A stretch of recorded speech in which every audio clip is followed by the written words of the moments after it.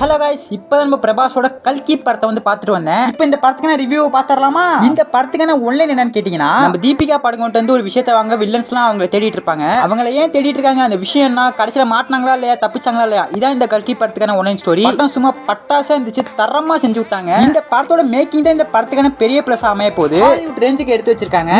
படத்தை ஆஹா ஓஹோன்ற அப்படின்னு கேட்டீங்கன்னா, அட ஆமாங்க, ஒரு மூவி எடுத்துக்கிட்டீங்கன்னா ஸ்டோரி டம்மியா இருக்கும், மேக்கிங் வேற லெவல்ல இருக்கும். இன்னொரு படத்துல பாத்தீங்கன்னா மேக்கிங் டம்மியா இருக்கும், ஸ்டோரி வேற லெவல்ல இருக்கும்.